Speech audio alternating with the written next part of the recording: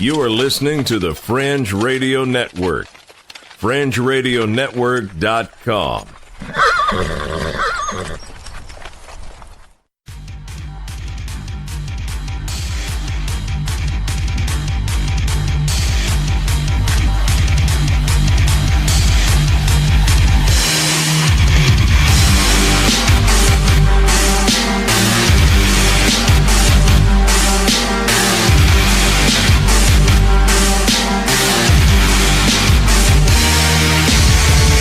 You're listening to Earth Oddity, a weekly odyssey into all the oddity planet Earth has to offer. And now, serving it up are Christopher Tiny Sullivan and John Long. And welcome everybody to another episode of Earth Oddity Podcast. You have reached the bad boys of Southern evangelical humor, the unauthorized, the unofficial, and the unwanted voices of Southern Baptists across the nation. I am your host, Tiny, sitting here with my co-host, my best friend, John Long. How you doing? I'm great. How are you? Pretty good. Good.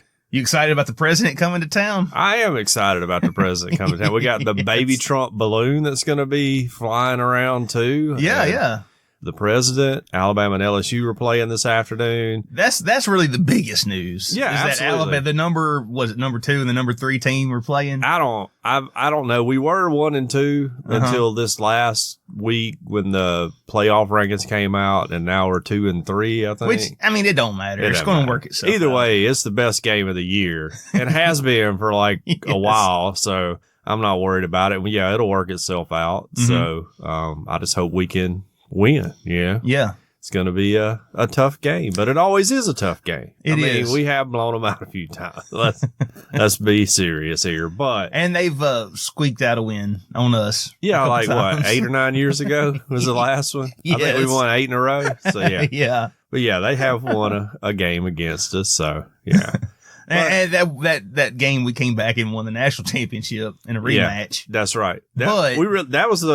That year was the last time they won, right? We've won every year since then. We broke them or whatever. Yeah. But they're back. They got a good quarterback. Coach O is, I guess letting other people actually coach, and he's just kind of out there recruiting and giving press conferences. And that's good. I think they got a good little formula going. So this should be a tough game and an exciting game. And we may lose. And I'll cry about it when I'm in the Grand Cayman Islands. Yeah. Oh, yeah. That's right. You're leaving the country. That's right. That's why we're recording today early. Yes. So, yeah, I'm leaving the country under my own volition. I haven't been kicked out or anything. I'm not running from any charges. So, yes, we're going on a little vacation, my wife and I. No kids. Just gonna be me and her. We'll just get back before that wall goes up. Yeah, maybe so. I was thinking, what if I get down there and I do something that's illegal that I don't know is illegal or something, and I get put in jail, and I'm stuck in the Cayman Islands in jail. Well, there'd be worse places to be in jail. I was about to say, if I got to go to jail, that's not at the tippy top of the list of places I want to go to jail at. Well, the island's only like 75. The one we're going to is only like 75 square miles or whatever. So there can't be many people in there with you. Yeah, right. So, and the jail can't be that big. You got to have like an oceanfront view no matter where you're at, pretty much. So it won't be so bad. I had no idea the president was such a huge college football fan. Yeah. Well, he came to the national championship game last year. Was that it? And was it last year? He came out on the field and they introduced him, and then they played the national anthem, and it looked like he didn't know the words when he was singing it.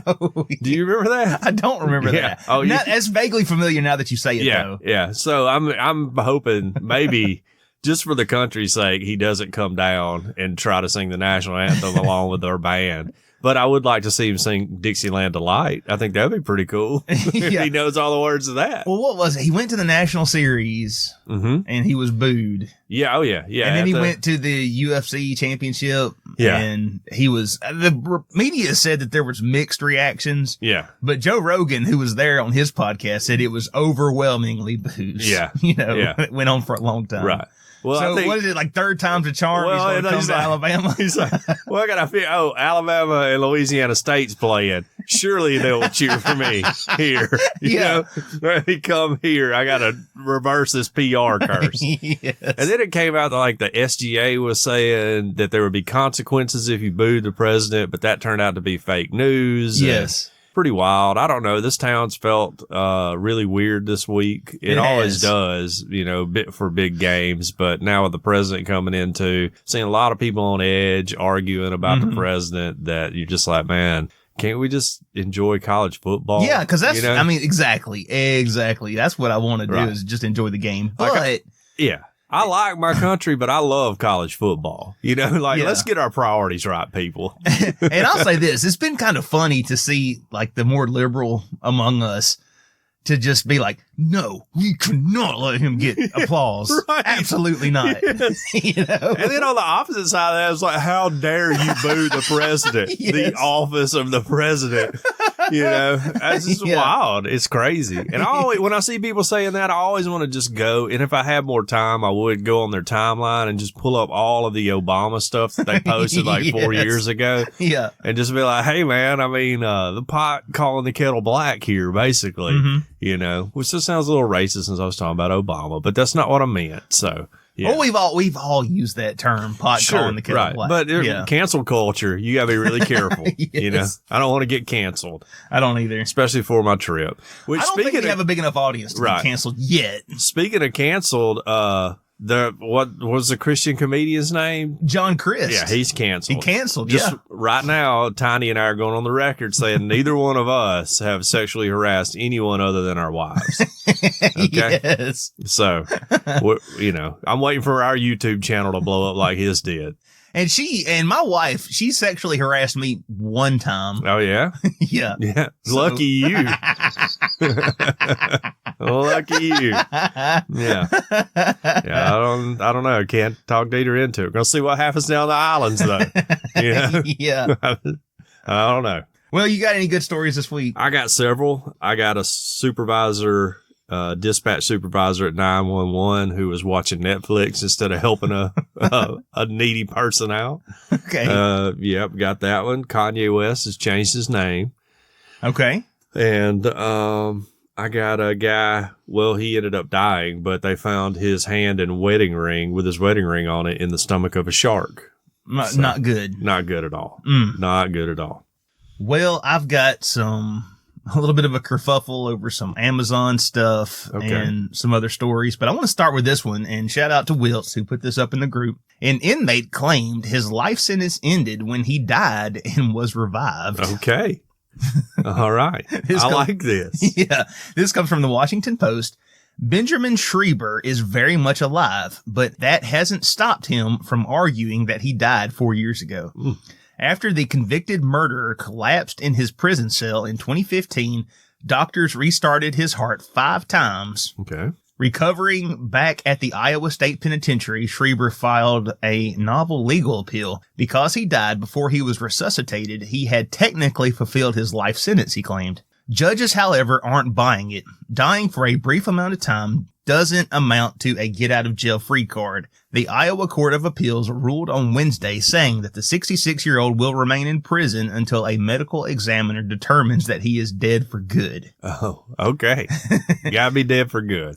Schreiber is either alive, in which case he must remain in prison, or he is dead, in which case this appeal is moot, Judge Amanda Potterfield wrote. Schreiber has been behind bars since 1996 when he was charged in the death of John Dale Terry, a 39-year-old whose bludgeoned body was found near an abandoned trailer in rural such a hard word, rural Agency, Iowa. Prosecutors contended that Schreiber, then 43, had plotted with Terry's girlfriend before clubbing the man to death with a wooden handle of a pickaxe. Wow. A jury found him guilty of first-degree murder, and in 1997, he was sentenced to life without parole. Nearly 2 decades later, Schreiber was hit with a septic poisoning. According to court records, he had developed kidney stones that were so large that they caused him to urinate internally. Oh. That sounds terrible. That does sound terrible. Oh, man. On March 30th, 2015, he fell unconscious and he was rushed to the hospital where doctors brought him back to life by administering epinephrine through an IV. Okay. In April 2018, Schreiber filed for post-conviction relief, claiming that he was being held in prison illegally. His sentence was supposed to end with his death, he argued, which had taken place 3 years prior when his heart stopped. A district court judge wasn't convinced by his creative attempt to find a loophole in the law, saying that Schreiber's argument was unpersuasive and without merit. The fact that Schreiber was able to file a legal motion petitioning for his release, the judge added, in itself confirms the petitioner's current status as living. No, that's a solid counter argument right there. Anyway, this goes on. I don't want to read the entire article, but I feel like all of us here can agree that shouldn't count. Yeah, oh yeah. But especially after listening to what he did, you know, it's not like he accidentally killed somebody. No. But you know how the law is and how specific language has to be. Right. You know, I feel like this is something we need to maybe nail down a little bit more, especially as we move into the future and life, rescuing attempts get even better. Yeah, get better. So, and who knows, maybe even, you know, life is extended longer. Right. I mean, we talked on Kevin's show about, you know, doctors keeping heads alive on young bodies. So maybe this is something that we do need to nail down and get taken care of legally. Well, I look at it kind of like a football game, you know, like if you're tied at the end of the game. Yeah. Well, you go into overtime. Well, the game technically didn't end, but the game did end because you played 4 quarters of football or whatever, you know? So he's in overtime. Yeah, now. He's in overtime right now. Right. I mean, I'm sorry, you know, that you got brought back to life and you got to live out the rest of your sentence, but you didn't. I mean, you died, but you didn't die. Right. Right. I mean, well, you died, but you came back. Right. Yeah, you're still alive, so you didn't die. But if this guy, if he doesn't have 2 life sentences. Oh, yeah, I don't know. You see what I'm saying? Well, if they just start stacking them on there. Like, well, they do that, right? Yeah, I know. And just do it for everybody. You have 47 life sentences or whatever. I don't know. It's kind of wild. But then if the law is written like that, then you got people who are like, you know, purposefully, you know, suffocating themselves or whatever, trying to die and just, you know, count them down. Yeah, that's true. But I feel like on like attempt number 12 in that instance, the doctors are like, all right, guys, just let him go. You know, like let's forget him. You know, he doesn't want to be here. Yeah. Well, I mean, we used to just take people like that to Australia and turn them loose, didn't we? True. I think so. A long time ago. Can we not do that anymore? Maybe so. I think they call that Walker County, you know? I think that's where they send people like that. That's a little inside joke. But I appreciate his moxie, you know? I mean, like, we might as well give it a shot. See if you can get out if you can, but you're still alive. So I don't know what to say other than that. Well, if he was here, he would say, well, I was dead, but now I am alive. Yeah, you were dead, but now you're alive. So you're still alive, you know? Yeah. Hate to break it to you, you're still alive, man. Let's just use common sense here. Well, let's talk about somebody else who needed a little help with an emergency. A Florida 911 dispatch supervisor was watching Netflix while a caller tried to get help after a shooting. This is from Coral Springs, Florida. A 911 dispatch supervisor was watching a movie on Netflix while a caller tried to get help after someone shot her car's windshield. Oh, God. What does it say what movie it was? Yes. According to the Associated Press, an internal affairs investigation found Julie Vidaud, I guess that's how you say it, was watching I Am Mother during the June 9th call. Okay. If it was like season 2 of Stranger Things, I think I might see your argument. I've never heard of I Am Mother. Exactly. You've never heard of it. I'm not a big Netflix guy anyways. Deidre watches a ton of stuff on it, but I don't. There was a 34-minute delay in the call being dispatched to an officer, according to records. Because he was watching I Am Mother. The victim said she called back 16 minutes later before finally driving herself to a Coral Springs police station after she was told an officer was on the way. It was a very hard situation, Guadalupe Herrera said to the South Florida Sun-Sentinel. It was a drive-by shooting. My windshield was shattered and nobody showed up. The call was eventually logged as a suspicious incident instead of a shooting. According to the Associated Press, investigators want to know how that mistake was made and how the supervisor missed it.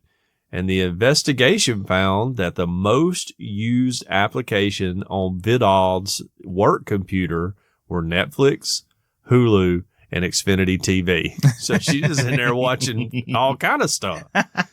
Man, I Am a Mother was playing for 2 hours while Herrera was trying to get help. Must have an intriguing plot line, you know? Yeah. The dispatcher is facing discipline for failure to supervise and expected to receive a 2-day suspension without pay. Well, that'll show her. Yeah. The first person who answered Herrera's call was fired, and the second person was first disciplined and also fired. So they did fire 2 people, but not the supervisor. Right. Which doesn't make sense to me. You know, Yeah. the one who is actually watching Netflix on the thing. I think the lesson here is watch Netflix on your phone and not on your work computer. Right.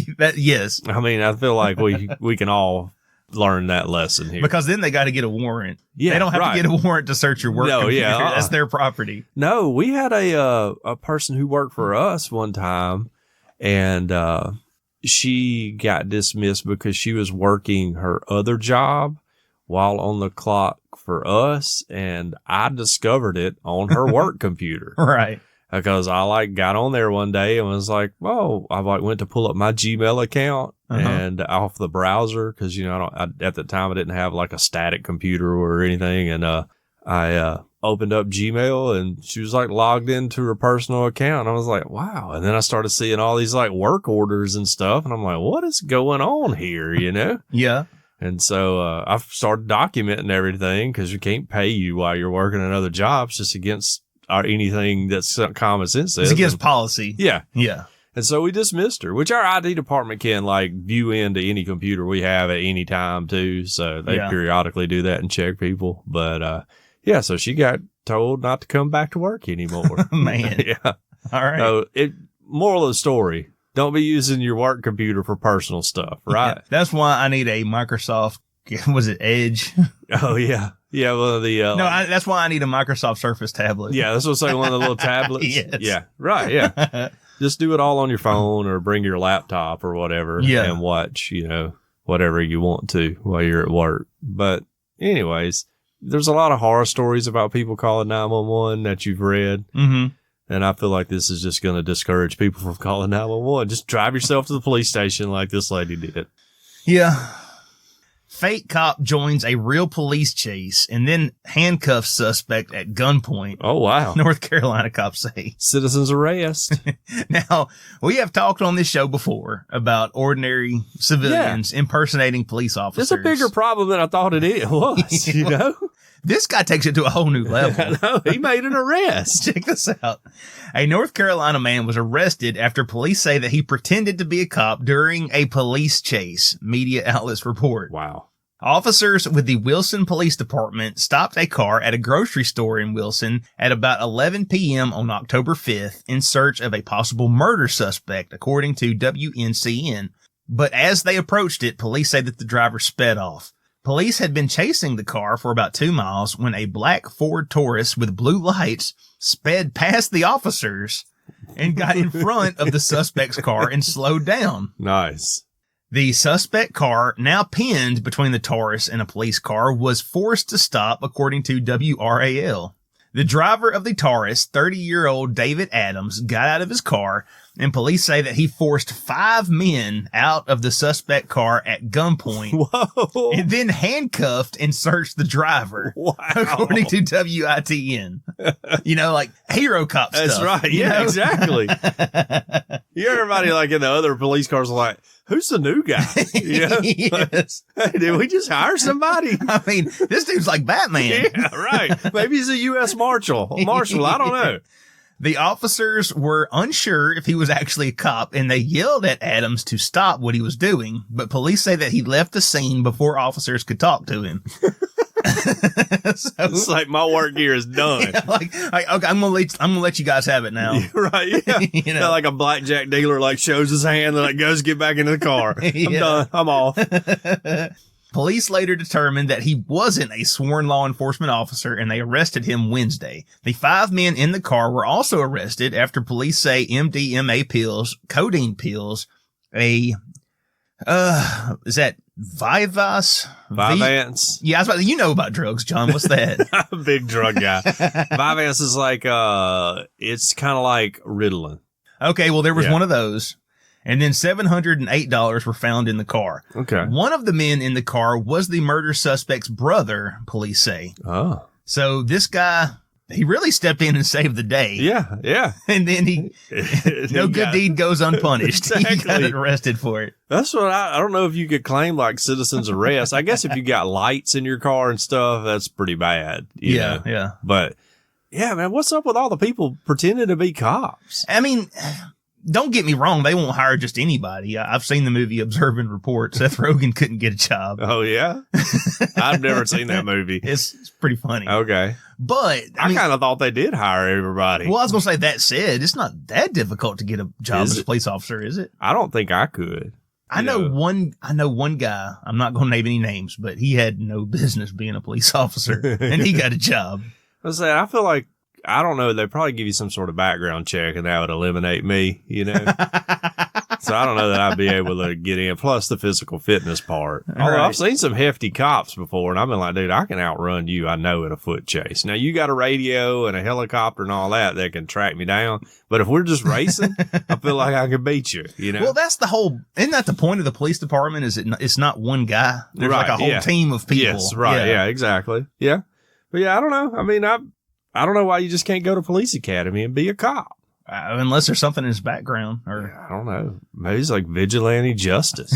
This is the guy that needs to be like Dog the Bounty Hunter. Yes. You know? Like, well, I was about to say, what are bounty hunters? Because bounty hunters are not, sworn officers of the law. No. Are they? No. Aren't they just people who kidnap people and bring them to the justice? What it is they catch people who either have a reward on them or have skipped their bond, you know?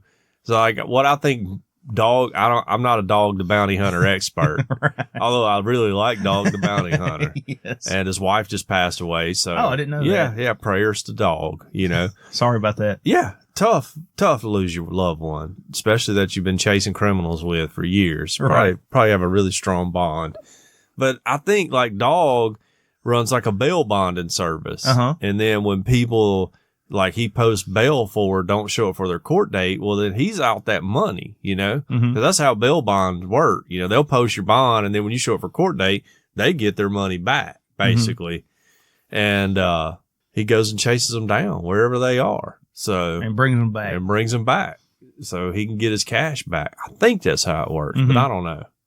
I've only skirted around the legal system. But if you're a criminal and you're on the run and you get caught by a bounty hunter, you can't sue the bounty hunter, can you? I don't think so. Yeah. Yeah. I think, first of all, like, I don't know how Dog catches anybody anymore, because if you're running, you got to know what Dog looks like. He's going to have a leather vest on. He's got that blonde mullet, like a dream catcher hanging around his neck, you know, and all that. Like, he stands out in a crowd. How do you let Dog catch you? Well, he's got a team of people. He does, right? like Leland's his boy. He helps and all that. They like surround the house that you're, or the trailer that you're hiding out in. And I don't know that they can carry, I don't think bounty hunters can carry firearms. I think they have to carry like non-lethal stuff, like tasers and, you know, pepper spray and all that. Well, I know it depends on the state that you're in, but just ordinary civilians can carry firearms. True. But I know that like a Dog is a felon too. Oh, so maybe he specifically can't carry a firearm. Right. I don't know. But his boys can. Maybe. But I've only ever seen them use like tasers and stuff. They have like the like beanbag guns too and everything. But maybe it's like, hey, we're doing a TV show. We don't want to shoot anybody and kill them on the TV show. Right. Plus, if you kill the person, you ain't getting any money anyways, right? Unless they're wanted dead or alive. True. Like John Bon Jovi. Yes. Right. I got it. But I have a stunning lack of knowledge about the bounty hunter system. So maybe somebody out there can let us know how it works. I would like to talk to a real life bounty hunter. Yeah. What's the dude from Star Wars? The bounty hunter guy? You know. Oh, he's got the cool outfit. Boba Fett. Yeah. I figure you would know more about it because of that. But I don't know. Well, in Star Wars universe, anybody can put a bounty out on anybody. For any reason? Okay. And then you go get that person and you bring them back. Like Han Solo, he's got a bounty on him. Boba brings him back to Jabba. Yeah. And Jabba, because he's a warlord, just freezes him in carbonite. Yeah. Right. Yeah. So. Okay. Let's move on to America's favorite Christian, Kanye West.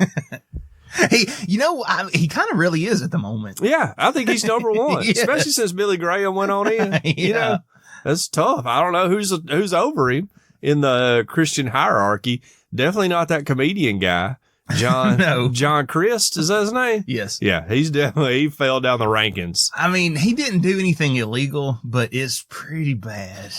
Especially in the Me Too era. Not anything illegal against our nation's laws, but against God's laws. Absolutely. he kind of ran afoul. I don't know if he's coming back from this. He's got to, if he comes back from this, it's got to be one of those where I wasn't really saved and now I am. Oh, yeah. I was lost and now I'm found. But still, that's a tough way to pull off, you know. I was going to say, even then, he's probably not doing any Netflix specials. They have one that they put on hold because of all this. I know, and now I'm never going to get to watch it. I never thought he was that funny anyways. To be honest, I mean, he had a few things that made me giggle. I mean, look, when it comes to, clean comedy, there's slim pickings. That's right. So he was But I feel like me and you are funnier than him. We'll get there. We just need the exposure. Neither one of us look cool, which is hard. I can't pull off the hairstyle like did you ever see John Christ? He looked like a weirdo. Well, yeah. Now we know he is a weirdo. He is a graduate of Sanford University, too, by the way. Went to Sanford. The article I read, that Netflix special he did, by the way, it was recorded here in Alabama. Oh, yeah? Yeah. Huh. So. Well, I don't know. Now we'll never see it. No. Well, anyways. Netflix, they're sitting on a Bill Cosby special that never got aired, too. Oh, for real? So, yeah. Wow. Like 20 years from now, they'll release all that. Well, I hope so. Yeah. I mean, they need to, what is it, Netflix comedy, Too Hot for TV? Right, yes. Release it on DVD. I'll be honest, I have a couple of Bill Cosby albums from like back in the 70s, and they're hilarious, man. The dude was hilarious. Yeah. I mean, now, like you say, he's a horrible person. Yeah, right. But his stand-up act was really solid. Yeah. Well, that's why he was so famous. True. Very true. Anyways, back to Kanye. Yes. This is from TMZ.com, trusted news source. Kanye West says, I won't have to run for president in 2024. I'll walk with a new name. Kanye knows what's going to put him in the Oval Office in 2024. He's reaffirming his plans while revealing his platform and a name change, a huge one. Okay. Kanye dropped bombshell after bombshell Thursday in NYC, where he spoke at the Fast Company Innovation Festival. Seated next to Yeezy designer Stephen Smith, Kanye told the crowd matter-of-factly he will be running for prez. Watch the video because he didn't get the reaction he was expecting at all. So yeah, there's a whole video that goes along with this. Check the show notes. Okay. The audience laughed and Kanye stared back with a deadpan look and said, "What y'all laughing at?" He went on to make the point that it's okay, Yeezy. They laughed at Trump too. It's true. And I mean, look, we'll put anybody in office. Yes. He went on to make the point that by 2024, Yeezy brand will have created so many jobs. I'm not going to run for president. I'll walk. Well, that's not quite how our process works. There was an uncomfortable silence following that, and he went on to say celebrities are terrified to speak their minds, including himself. I would agree with that. Mm-hmm. He admitted his wife, Kim Kardashian West, Deaconess West, I guess, now that he's a Christian. I want to see her wearing like a big hat to church and everything. She was in the audience, would probably tell him later he was too outspoken at the event.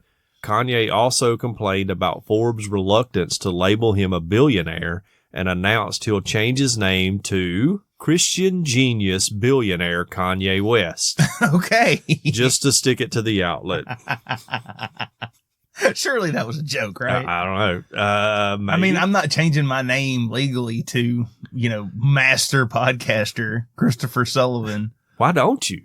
Oh, maybe I should. That'd be pretty awesome. And then I'm not going to run. I'm going to walk for mayor of Tuscaloosa County. I just think it would be cool to be called Master, Yeah, like instead of Chris or whatever. Yeah. Says if that wasn't enough, he theorized that Martin Luther King Jr. was assassinated not because he had a dream, but because he wanted to talk about economic empowerment in the black community, and added, "That's the reason why I say these things out loud in this way is so I won't be killed." So he knows the Illuminati's after him, right? Well, he was in the Illuminati, wasn't he? Right, yeah. So he knows they're coming for him, He turned away from the dark side, got on the light side here, and now he's in trouble. Yeah, now they're after him. They're going to kill him, just like they did Martin Luther King Jr., which, comparing yourself to Martin Luther King Jr., that's huge. It really is. That's a big comparison to make, you know? But, yeah, Kanye, I feel like he is working through some issues here. And I don't doubt that he might run for president in 2024. you know, I mean, 2024 might not be the one he wants to get in. You think so? But later on, I could see him winning. Maybe.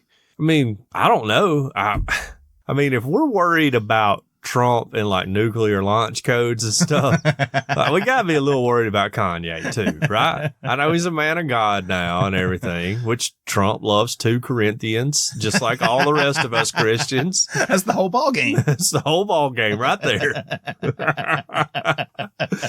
Like, I just wonder, you know, like 2 Corinthians, okay? Great book of the Bible, right? Yes. There's a lot of it that I would rank above it, honestly. Right. You know, if we're doing a hierarchy of New Testament works. Yes. I would probably put John number 1. Yeah. Not only because it's my namesake, but John pretty much is, I mean, that's a really great book of the Bible. I feel like Gospel of John and the book of Romans. Oh, yeah. That's the whole ball game. Right, yeah. If you can get those 2 down, you pretty much got the whole picture of Christianity right there. Yeah. You know? And then don't get me wrong. I mean, all the other stuff is good too. Very but it's important. Supplemental to the bedrock foundation of both of those. That is right. the gospel. Yeah. You know, the story of Jesus himself, and then the master doctrinal work that is the book of Romans. And let's be honest, we all skip over Jude. We just pretend it doesn't exist. I mean, we all do. That's fine. Jesus' brother wrote a letter. Oh, that's cute. That's right. Yeah. It's cute. Let me get back here to Revelation. You know? Yes. We all skip over. It's like 1 page. We just forget it's there. It's fine. Well, you know, Jesus is I guess you could say half brother. Yeah. Because, you know. Yeah. You're different daddies. Yeah. Right.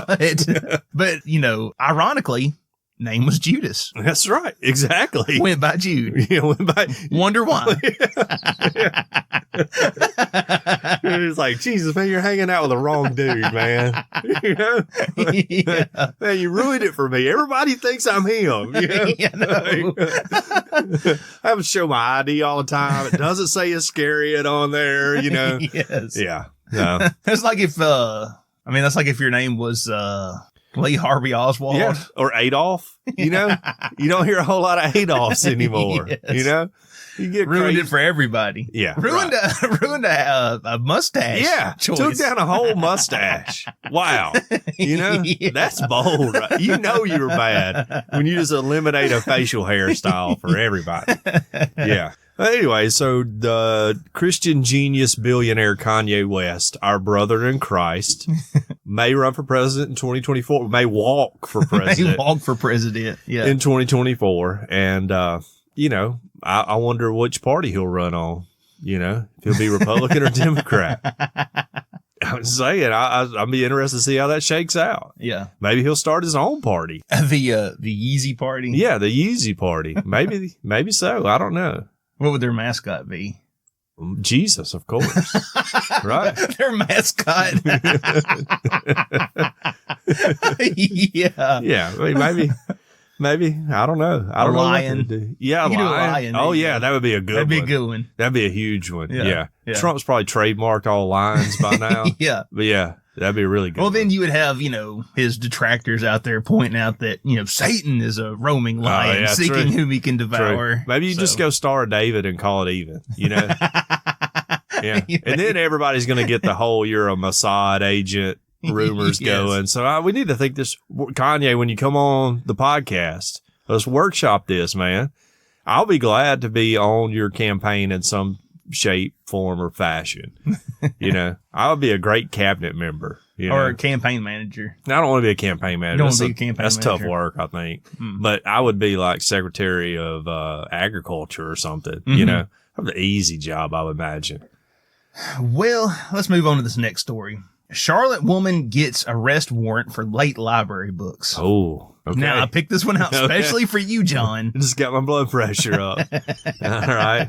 It's one thing to find out that you owe a library fine for a book that you forgot to return, but one woman in Charlotte just found out there's a warrant for her arrest over some overdue books. She told News 10 that it could cost her her job. Wow. Cost her her job. Man. Melina Sanders Jones vaguely remembers checking out the books Where the Sidewalk Ends, and Night in 2017. Not familiar with Night. Night by Elie Wiesel. You don't say. That may be who it is. Okay. Yeah. You're one of the most well-read people I know, so. It's a great book. I'm going to defer to your judgment. He was a Holocaust survivor. So, Okay. But never dreamed that it would end up with her in front of a judge getting fingerprinted. Wow. I really don't think that going to jail over those 2 books is okay, and I definitely didn't want to steal their property. Well, then why did you? Okay. Melina. Yeah. Well, sometimes things happen, Tiny. All right. There are circumstances beyond our control.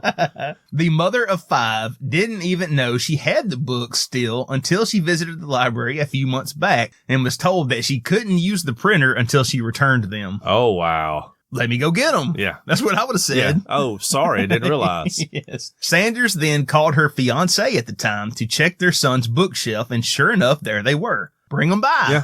Yeah. Bring them over by. here. Right. So she went home, she grabbed them, and she returned them to the library, and she assumed that she would get a notice about fees.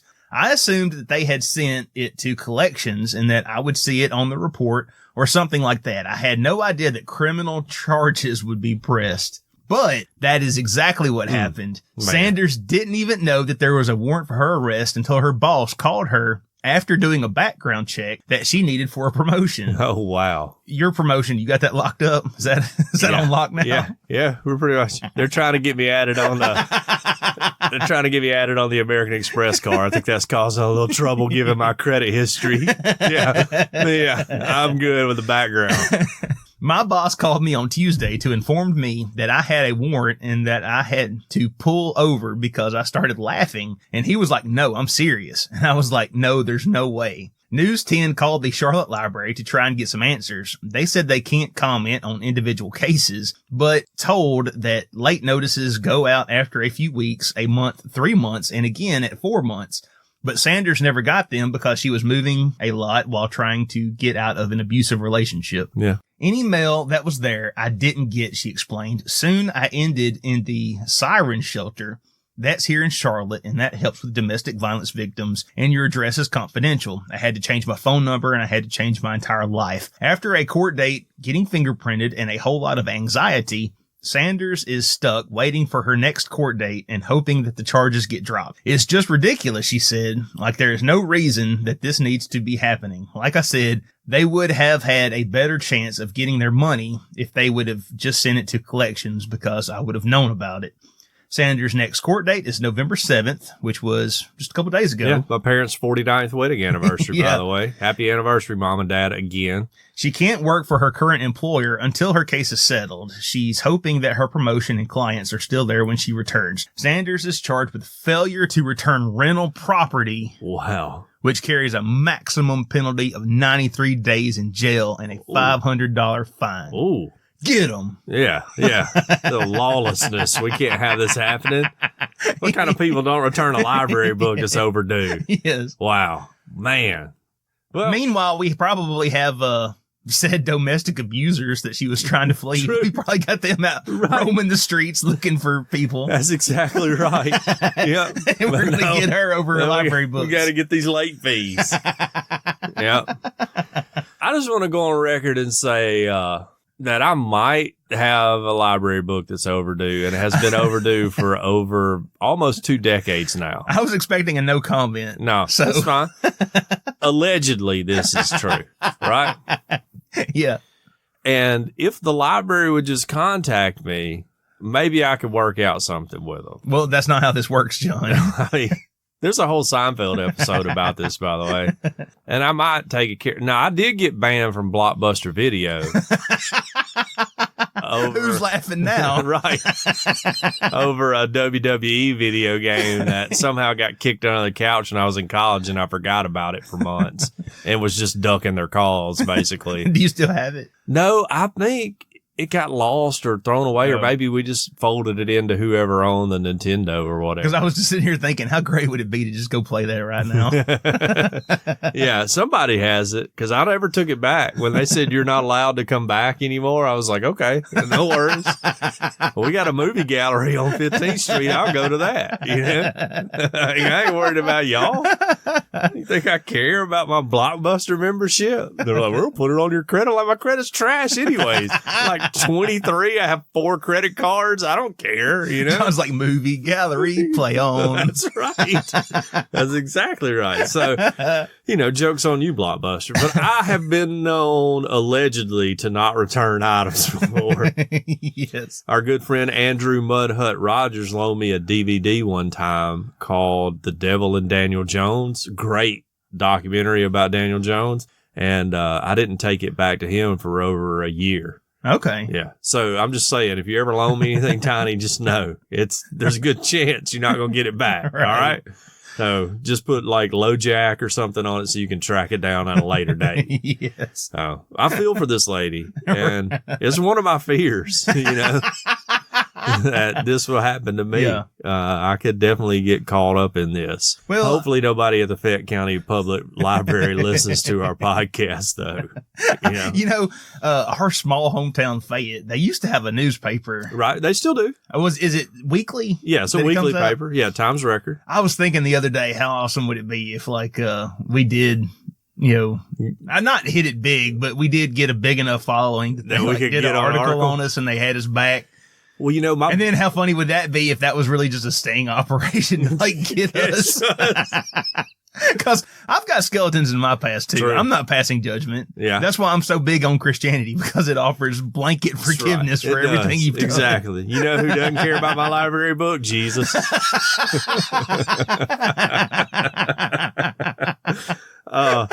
But my buddy Michael Palmer, shout out to Michael. What's up, Smiley? We've been friends for forever. He used to be the editor of the Fayette paper up until like a couple years ago, and he took over the paper in Hamilton, which is his hometown. Okay. Now. Like award-winning photographer for Tuscaloosa News. I mean, Michael's a supremely talented guy, and I'm lucky to call him a friend.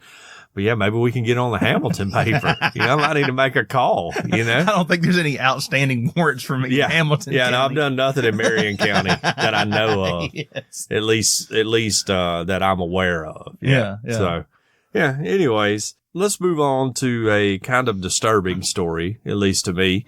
It's not like where is the line disturbing. Right. It's disturbing, but it's like Hot Topic at the mall disturbing. Yeah, right. Yeah. This is Earth Oddity disturbing. Yes. A Scottish tourist's hand and wedding ring were found inside of a shark. The 44-year-old man was last seen snorkeling off the French island of Reunion near Madagascar over the weekend. It is believed he was on a week-long holiday with his wife in St. Gilles. His hand, identified by his wedding ring, was found inside a tiger shark, which was caught for research purposes. Oh, man. But what's the odds of like you going missing and all of a sudden we pull out this tiger shark that's got your hand with a wedding ring inside of it? That is pretty crazy. Yeah. Now you're going to love this name. Okay. Local resident Eric Quillacujo told BBC Scotland that the man had left his wife for just a few minutes to go for a swim. Mr. Quillacujo said in an area enclosed by a reef, there's a slight passage where it goes deeper into the ocean, but actually it's really well protected by the reef. He added his wife was really scared by what happened. Many helicopters, many planes, swimmers, and boats went to try to find the guy in the ocean, but couldn't find him for a few days. Apparently, they found a shark a few days ago with his hand, so we're really not sure how it happened.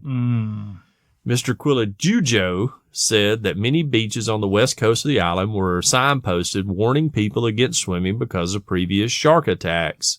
And there were also warnings at the airports.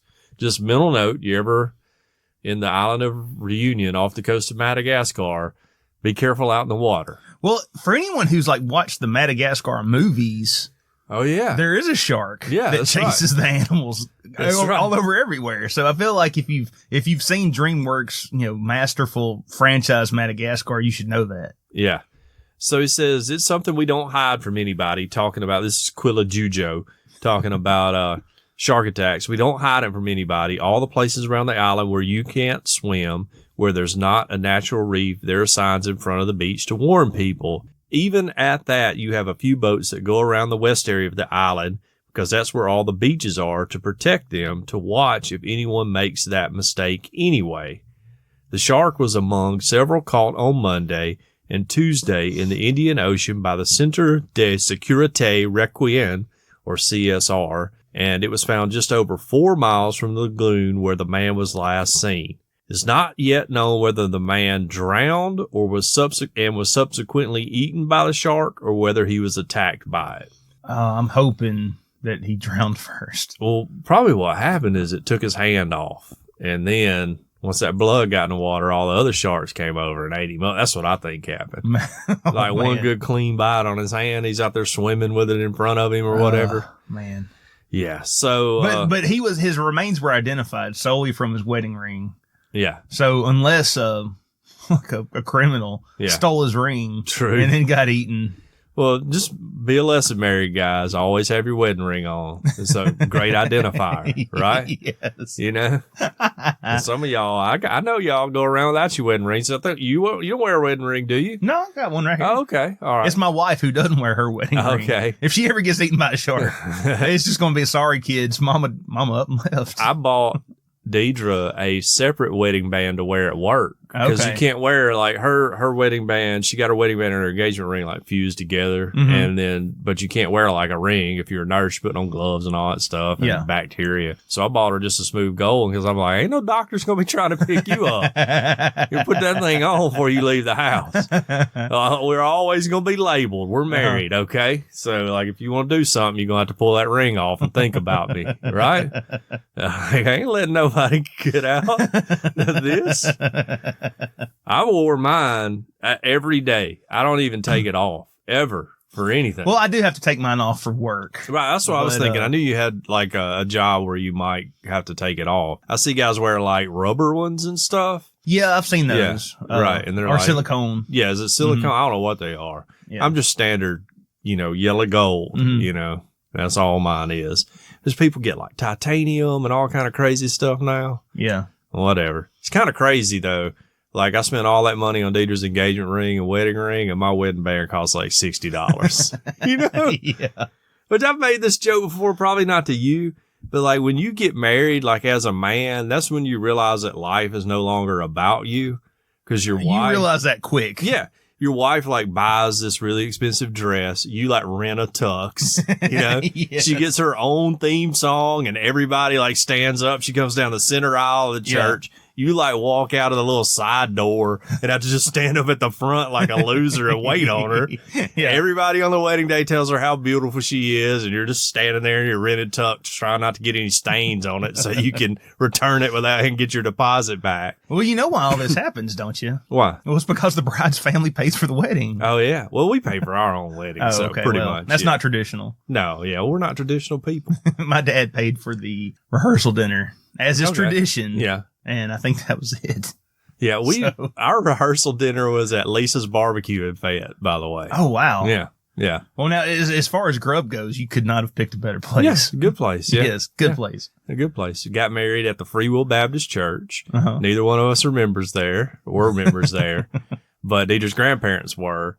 Right. And then we had our reception at First Baptist. And all my college friends were like, there's not going to be any alcohol? And I'm like, no, man. It's a Baptist church. Yeah, we're Baptist. They're like, what about dancing? I'm like, no. Well, no. Okay, you got me. But no, none of that either. We're not dancing either. So, we're going to eat some chicken fingers, and then Deidre and I are on our way to Gatlinburg. I don't know what y'all going to do. Enjoy your drive back to Tuscaloosa. Hit the county line, you can buy beer. I know this probably isn't very interesting, so I'm going to try to fly through this, but our wedding was at the church, but our reception was at the North River Yacht Club. Oh, fancy. Not because we're members, but because my mother-in-law knows somebody who knows somebody who knows somebody who was able to sponsor us. Oh. And we got the place for it. Now, I mean, I think it was like $5,000. Wow. But they did the food. Wow. Decorations, everything. Huh. And it was like super nice. So I honestly cannot imagine like our wedding being any nicer than it was. That's a haul from the church out to the yacht club too. Yeah. That's a big old drive right there. You give everybody $5 for gas money. Yeah, but I mean, hey, you know what? You don't want to miss it because it was a party. I missed it. You missed out, dude. I missed it. I was working. You'll never know what it's like to go to the yacht club. I've been to the yacht club several times and I want to brag. All right. don't want to brag. Well, now I've been twice. Oh, yeah? Not once, but twice. I would say I've been over 10 times in my life. I went on taco night. Ooh, nice. Yeah. I don't want to brag. And like I say, I recently came out as rich. So I guess all this stuff, it support me during this time, people. Because it's hard being rich in America these days. Christian genius John Long over right. here. Christian genius billionaire John Long. Really not a billionaire. Thousandaire. Thousandaire. Yeah. A multi-thousandaire? No. I had to think about her bank account. House payment just came out. So no, not a multi-thousandaire. International traveler though. So yes. I've been to several foreign countries. Well, by several, I mean 2. So this will be number 3. No, I've been to 4. This will make number 4. There we go. All right. Well, I'm not your typical redneck. Just want to throw that out there. No. Just sound like one on the podcast. All right. Well, this next story here, I'm just going to read it for what it is. Amazon stops selling a children's t-shirt after a fierce backlash. Oh. Can you imagine the children's shirt that was that caused such a kerfuffle? White Power, something like that. Like Aryan Brotherhood. Not that bad. Oh, okay. All right. Okay. Back up a little bit. It said Daddy's Little Slut. Oh. Okay. On a children's t-shirt. On a children. Not going to buy that for Libby. No, not getting that for Libby. Yeah. But imagine a lot of Alabamians would get it for their daughter, Which is sad. It is sad. That's Yes. why Trump won by 70%. And he's coming to our football game today. Like there's nothing better to do on a Saturday. Just go take in a college football game. Well, I will agree there's not much better to do. No, but really. I'm not president either. Exactly. Yeah, right. Amazon has removed a children's t-shirt with that slogan printed on it after a backlash on social media. Wow. The online retailer confirmed that the item, sold by a third party, has been removed from its store after the Independent first reported on the move. A link to the item sold by, would you like to guess the seller? Ooh. I don't know. Vivid Videos. Only Baby Care. That was shared on social media now leads to an error page. Journalist Yasser Ali, who has written for New York Magazine and HuffPo, was the first to share the picture of the children's t-shirt. Available for sale on at Amazon. Daddy's Little Slut t-shirt for children, he posted. Posting here in hopes of that it'll expedite its removal. Amazon makes it very hard to contact them, but I just wrote through chat. Kendra Wagner said that it sexualized children and promoted pedophilia. I would agree. CBS News correspondent Diane King Hall also hit out at Amazon over its hosting of the product. She said, "You gotta be kidding me. At Amazon, take this down." Responding to Ali's tweet, entrepreneur Anthony I can't say that. Said that. Just try it. Citrano. Oh, yeah. Anyway, said that FWIW, these are programmatically they are programmatically generated. They take billions of phrases and create a billion listings across all product types, shirts, mugs, etc. And that right there is a great example of why such spray and pray approach is really stupid. I thought we learned that in youth group. In a statement to Newsweek, an Amazon spokesperson said that all sellers must follow our selling guidelines, and those who do not will be subject to action, including potential removal of their account. The product in question is no longer available. Only Baby Care seller of the Daddy's Little Slut t-shirt does not appear to have been removed from Amazon, though. Its store page is still online and flogging a range of clothing, mostly aimed at children, but it also is selling a cap for men and women reading "Black Guns Matter." So, okay. Well, I mean, okay. The Independent reported that the Daddy's Little Slut t-shirt was sold from June of this year, and it was for sale at $18. It also reported that a description of the project claimed that it was suitable for little girls or boys, and it could be worn at birthday parties, weddings, or other events. I would like a list of the people who bought it. Yes. Well, we need to let's go ahead and publish that. We need an investigation. Exactly. Yeah. Wow. Yeah, that's problematic. But I wonder how you find that. Like, what are you searching for that brings that up? Well, you know, it probably pops up down in the recommended category. Yeah, because you've looked at this. You know, what are you looking at to get something recommended like that? Well, now that's a good question. But now I'll admit that I've looked at stuff on Amazon and something that is completely unrelated will pop up down there in that recommended. Like, I'm looking at a microphone and then it pops up down there. You may be interested in this. And it's like tampons or something. Oh, okay. You see what I'm saying? Yeah. It's completely unrelated. Yeah. Now, I did look at it. I think I've told this before that we share an Amazon account with Deidre's mom. We've talked about this on the show. Amazon, why there is not an incognito mode for Amazon is beyond me. Yeah. You will sell way more merchandise if people can buy stuff anonymously. Yeah. So I've looked at some stuff. I was going to say, I'm sorry, Mama Sally. I'm just sorry. I mean, you're just trying to kick up the anniversary a notch. That's right. Yeah. I mean, we get a little adventurous. What can I say? You know, that's one of the reasons why I married her. You know, not afraid to try something new. In the Long household, we don't get adventurous. Oh yeah, and the reason is because there's no incognito mode on Amazon. So y'all share an account with your mother-in-law too? No, we don't. But I don't want my kid to be looking at toys or something, and then toys pop up in the recommended section. Toys come up. Yeah, I got you. I just ban my kids from looking at anything. No Amazon for you kids. Y'all can't shop for anything. Yeah, this is what it goes. You don't make enough money to shop for stuff. I pick out what you like. If you like the Fisher Price Batcave, then you might like this personal massager. I like how they label it like a neck massager or whatever.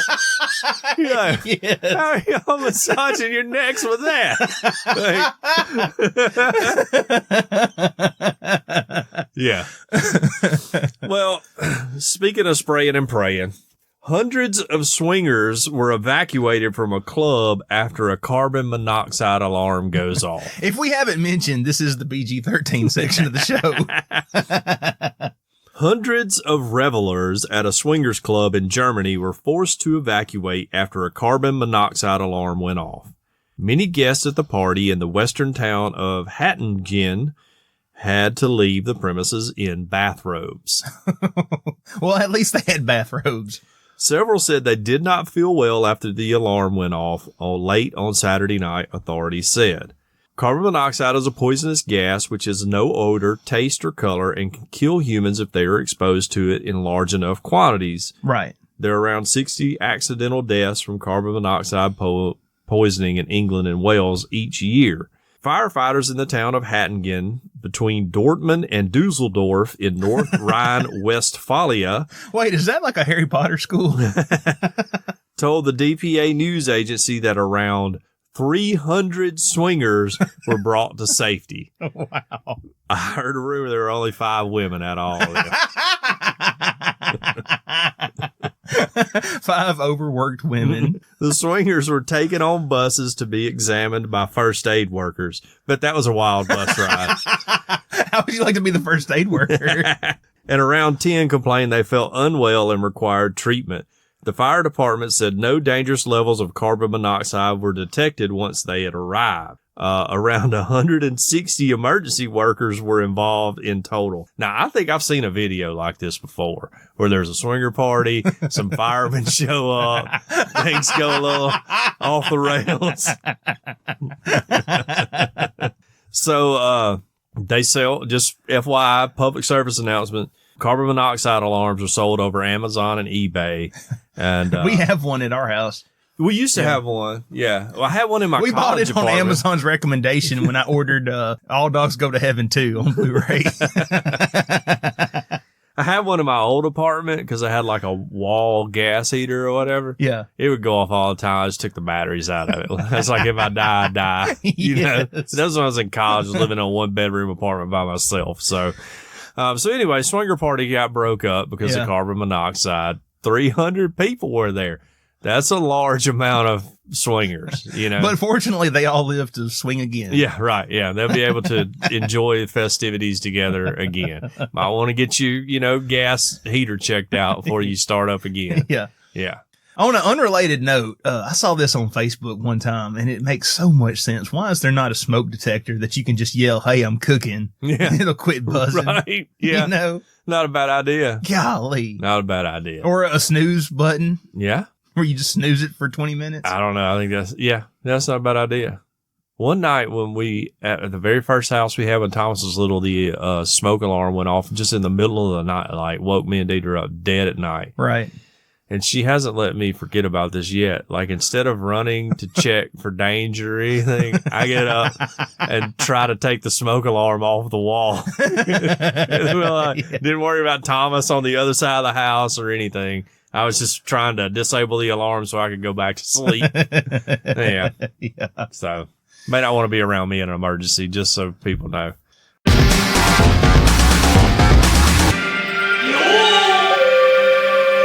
We want to thank our sponsor, world famous Cajun Curl Bayou Blended Spice, for their support. Check them out at CajunCurl.com. You can order their spice and the Cajun Curl chip cutter for potatoes, all right there on CajunCurl.com. It was created on the Elm Bayou in Evangeline Parish, Louisiana, and it's a seasoning that goes on everything. If you like cooking or eating, this is a spice for you. Cajun Curl Bayou Blended Spice goes well with chicken, beef, pork, potatoes, and anything else you can think of putting it on. The spiral potato cutter is absolutely amazing. It's easy to use, easy to clean, and it will allow you to make your own chips using the Cajun Curl spice. If you want to turn your next swinger event up a notch, imagine whipping up a batch of homemade potato chips. Your next door neighbor at the swing-in event is not going to be able to do that. And let me tell you, the homemade chips with Cajun Curl Bayou Blended Spice on them will change your life. They're amazing. On the website, CajunCurl.com, you can not only order the original Bayou Blended Spice, but the Cajun Curl chip cutter as well. And you can also find recipes that are absolutely mind-blowing. You can locate your nearest retailer or order your own, all on CajunCurl.com. If your local grocer doesn't carry world-famous Cajun Curl Bayou Blended Spice, ask them to start stocking it now. Here locally, it's available at Vowels Fresh Market on Skyland Boulevard, South's Finest Meats, Mark's Mark in Northport, and Piggly Wiggly in Northport at the Pig. All of their products are made in the USA, so not only do you enjoy the taste of Cajun Curl, but you also feel like Trump at an Alabama LSU game while you enjoy your meal. Receiving endless applause. That's right. It's no all booze whatsoever. Right. It's all natural, it's low salt, and it has a little kick, but it doesn't burn your lips. World famous Cajun Curl Bayou Blended Spice. Taste the spice, but not the heat. Check out CajunCurl.com and use our promo code EOP10.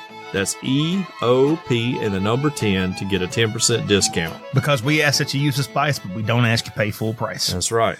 All right, for community news this week, I've got something very special. Last week, I was able to have breakfast and sit down with my buddy Jeff Hearn, director of SD Allen Ministries, and talk a little more about what they do, how they serve the needs of the community, and hopefully to answer any questions out there in our listening audience, why we have decided to partner with them this Christmas season and raise money for them. So I'm going to play that interview right now.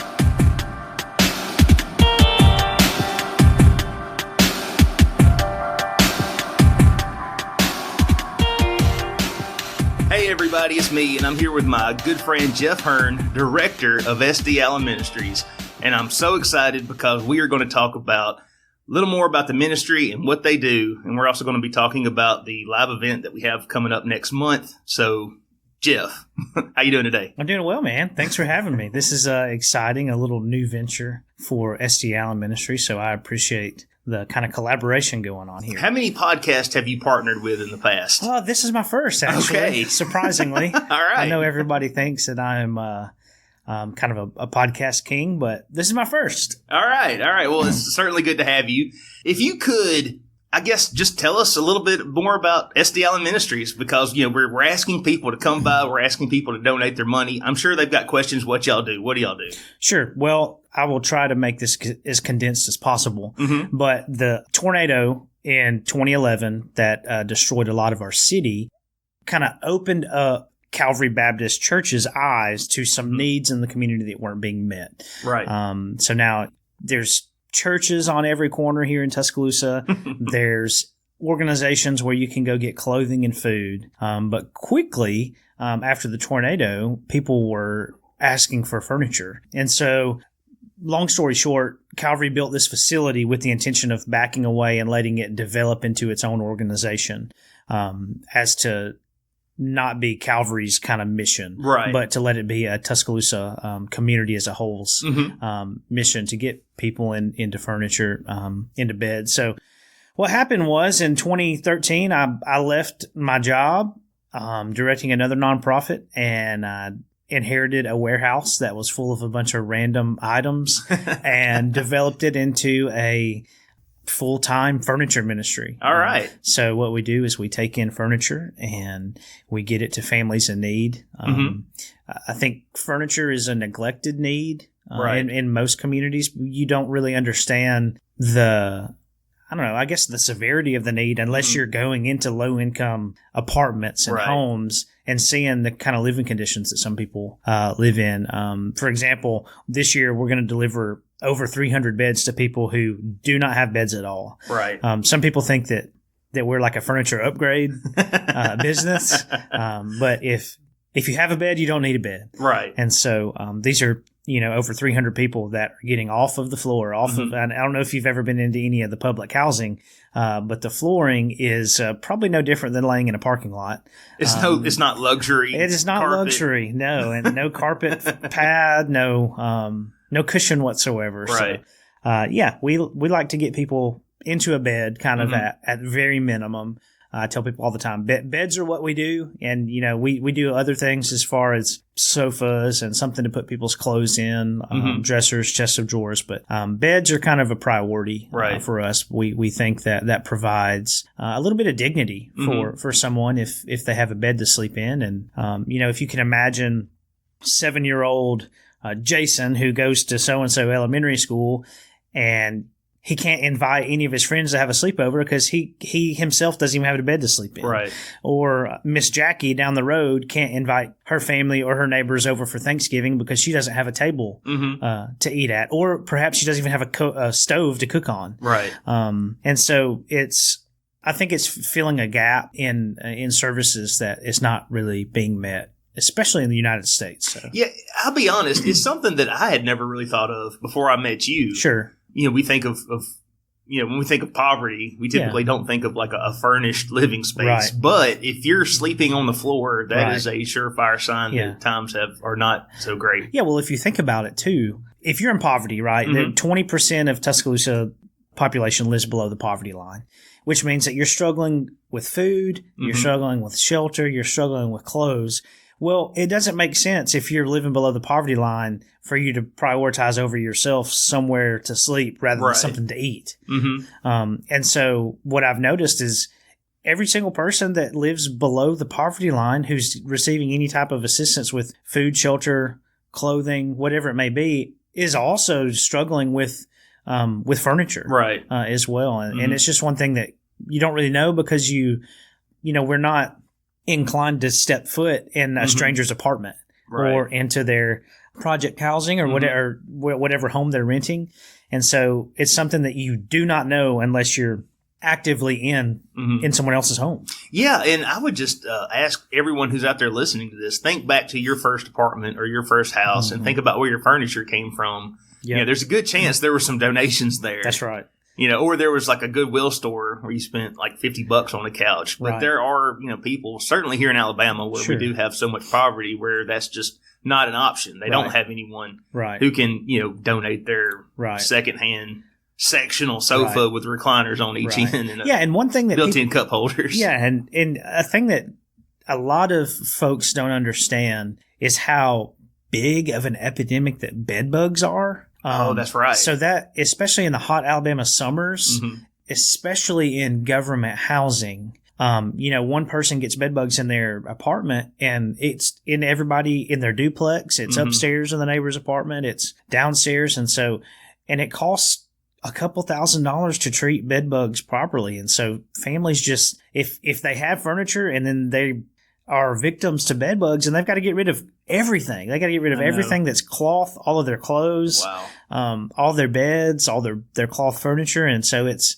it's really destructive. And so it's really difficult to, if you could imagine losing every piece of furniture that you own because you can't afford to get it properly treated. It's I don't know. It's kind of a sad thing, but that's why we're here. We want to help folks that, can't help themselves in certain situations. And, especially children. I personally believe that every kid in Tuscaloosa County and Alabama, the United States, and the world, I think that they deserve a comfortable night's sleep. And so, regardless of any decisions that, there's a lot of political opinions about why people in poverty are in poverty, Right. But at the end of the day, a 5-year-old didn't make any decision. Absolutely. Couldn't agree more. To have to sleep on the floor, you know what I mean?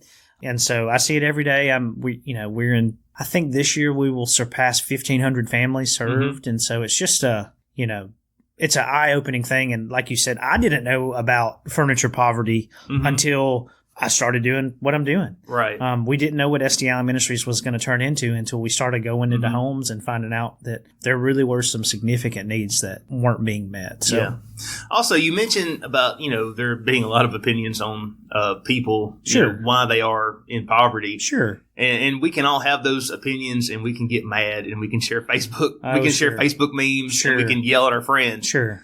But at the end of the day, as Christians, that's right. The point is we are supposed to help the needy. Yeah, right. Absolutely. There's no qualifier, right, for loving people like Christ has loved us, and so I'll shut people down pretty quickly if they they come to me with any negative opinions towards people for whatever situations are living because we don't know. Yeah, but that's right, absolutely right. Every situation is different. Yeah, I was just fixing to ask you. The people that you're helping, I'm assuming that you take a lot of furniture donations and then you just go on the side of the road and you put up a big sign that just says free furniture, come on by. No. Is that how y'all do it? That's not how we do it.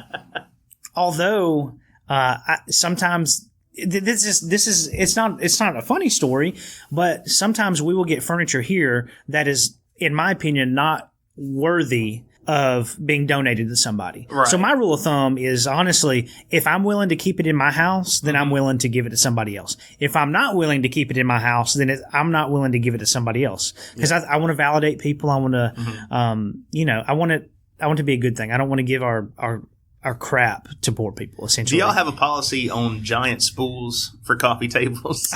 No policy whatsoever. If somebody wants to use a spool, it's kind of trendy, to be honest with you. But that goes to the hipsters in poverty. That's exactly right.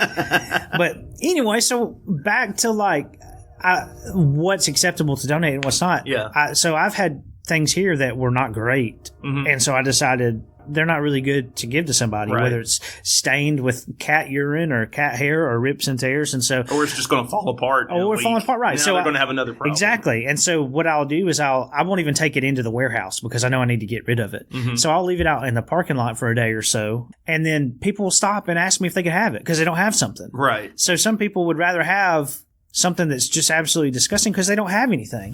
But no, truthfully, we get referrals from probably upwards of 100 different organizations now. Anything from social workers to DHR to elementary school teachers, churches.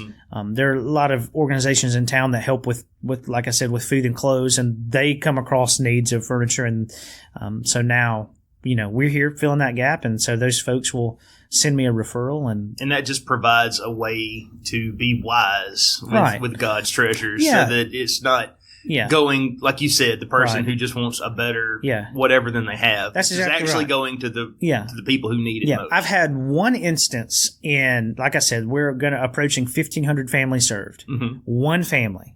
This was a mom with 7 or 8 children living in a government project housing in town, and she didn't like the couch color that we brought her that was donated.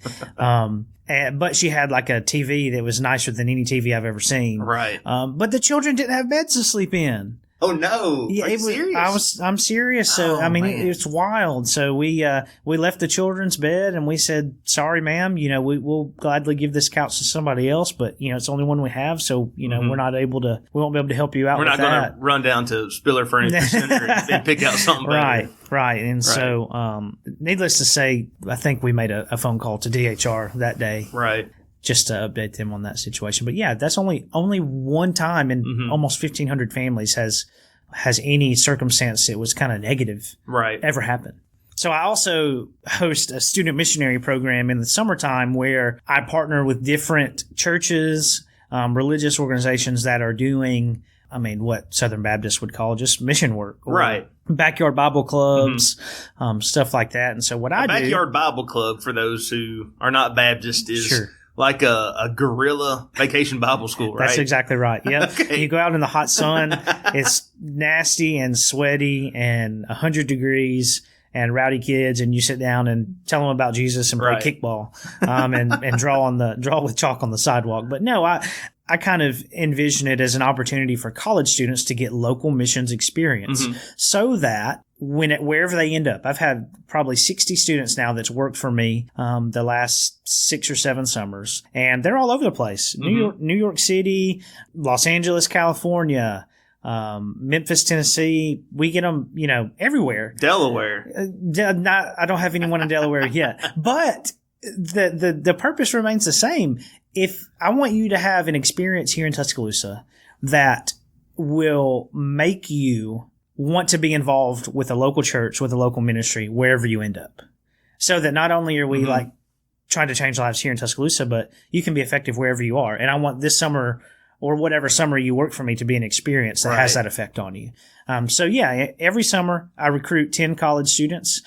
We raise funds to pay them a little stipend, but they do get free meals. Okay. So they get a lot of money worth of meals Monday through Friday. Nice. So yeah, we give them, we partner with different ministries to go into housing projects and do backyard Bible clubs or go to homeless shelters and do VBS programs or whatever it may be. So that's a big part of my summer is investing in college students and letting them, giving them the opportunity to serve people that oftentimes get left out and forgotten. Right.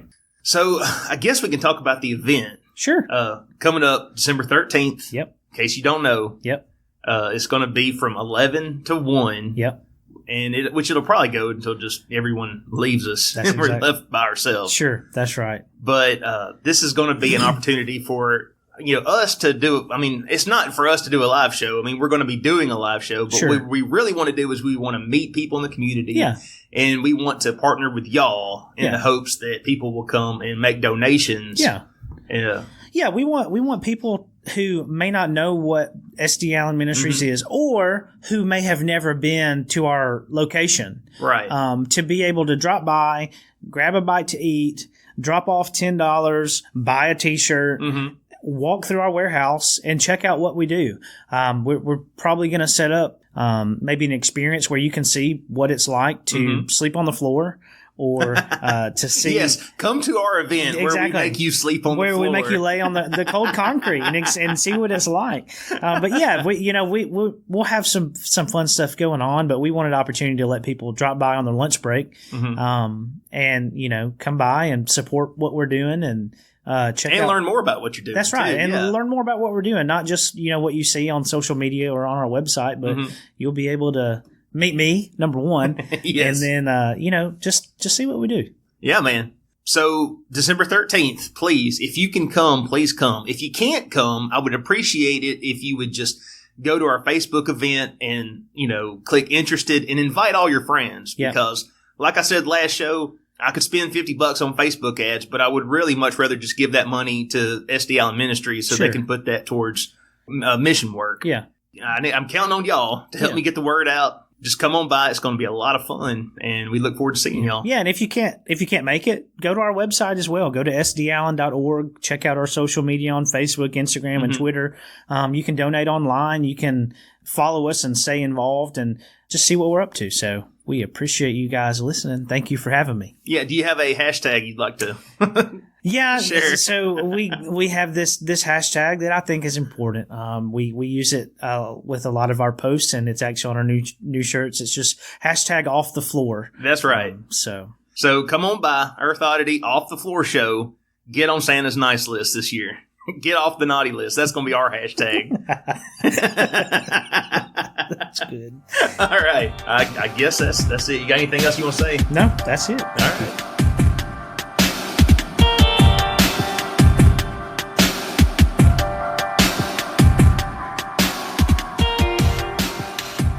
There it is. Amazing interview. You did such a good job, Tiny. I know. Proud of you. Proud of you. I want to thank Jeff for being willing to come on to the show, too. Yes. So he did really well, too. Don't want to slight him. Right. No. Yeah. Yeah. Jeff's a good guy. Sounds like a great guy. I look Yes. forward to meeting him, and one day I will respond to the event invite on Facebook. Just thought about that. I still haven't committed to going. Yeah, don't be like John. Yeah. The least Don't you can be do like is me. click interested. Yeah. I feel like Tiny knows I'm going, So Yeah. I want to help the kids out here. Yeah. That's all I want to do. So, please, if you're able to come, please stop by. It's going to be a lot of fun. Yeah. I read a news article last week that people donated over $7,000 Wow. to get a baby Trump balloon Yes, to come right. to Tuscaloosa, Alabama. They did. Now, don't get me wrong. I believe people should be able to do with their money whatever they want to, whether it's, baby Trump balloon or, make it rain into a paper shredder. It's their money. They can do with it what they want. I agree with that. And I love baby Trump balloons as much as the next right-leaning libertarian. But that said, I don't want to tell you what to do with your money. That said, come give it to charity. Yeah, right. Look, well, I mean, Let's improve our community beyond just shaming the president. As a rich person myself, you should give away your money, Like, it's just money. You can't take it with you in the end. And like I've said before, I would hate to have to stand before Jesus on, an accounting for my sins and him to ask me why I have a lot of money I'm sitting on that I didn't give away. I got a lot of other stuff I got to worry about. So I'm trying to keep that one off the table. I would like to say that article I read, I think it was $5,000 to get the balloon. So anything over that, they said they were going to donate it to the Equal Justice Foundation or something. Yeah. I don't know what that does. It sounds good. I think it helps provide legal funding for minorities and marginalized people. Okay. I may have just made that up, but it sounds really good. That's what it should be, right? Right. Yeah, but I may have made that up. Well, anyway, so at least some of that money is going to a good cause. Right. Yeah. And I don't know why it costs $5,000 to get a balloon. No. That's a good, it costs $400 to get an entire bouncy castle. Yeah, right. At the fall festival. Yeah. And I might could rent a hot air balloon, I would think, for $1,000, right? I don't know. I would think that'd be a fair price. But it wouldn't be shaped like a baby Trump. No. So. Yeah. So what's up with the fight? Like, who all's on the take here with the baby Trump balloon? I'm just thinking maybe me and you need to get into the baby Trump balloon business and rent it out for $3,000. Maybe we could come up with a baby Kanye balloon. Yeah. Maybe and fly it outside of all his events. That's not a bad idea. Not a bad idea at all. I wonder if he'd come on the podcast then. Well, we can do that in 2024 when he's running for president. Yeah, exactly. Right. When people will, gladly give us thousands of dollars to embarrass the presidential candidate. Yes. Let's do that. That's not a bad idea. Yeah. Not a bad idea. We need to start planning now. Baby Kanye. I'm putting it in my notes. Well, anyway, you got anything else? Nope. I really don't. I will be back in the country next week. So if you're looking to rob my house, this is the time to do it. You can have anything you want except you can have any of my guitars except the one that's in the case. Just leave it. Okay. All right. It's my favorite. All right. Not even super fancy or anything. I just like it better than the other ones. All right. Noted. Yeah. So anyone listening, just come and rob me. All right. Well,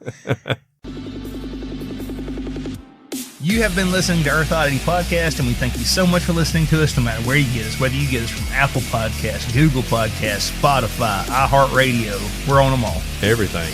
If you would like to write into the show, you can reach us. We are earthoddity@planetmail.net. Yep. If you would like to tweet at us, you can tweet at us. We are @_Earth Oddity on Twitter. Mm-hmm. Do you like pictures? Sometimes we post pictures. I got one up late last night. You can check those out _ Earth Oddity on Instagram. That's right. And if all that fails, we have a super boring phone number that doesn't spell out anything you can call. What's that number? All right, it's 662-493-2059. That's 662-493-2059, just like the interstate that runs through our hometown. 2059, all right? It's terribly messed up now, too. Right. Yeah, it's all screwed up. Yeah, right. I saw a meme on Facebook where Trump was like, is this where we drop the Moab? and the guy standing there like, no, this is 2059. We hope everyone out there has an excellent week. Earth Oddity for the Fringe Radio Network signing off. Love y'all. Bye. This has been a Very Odd production. Thanks for listening.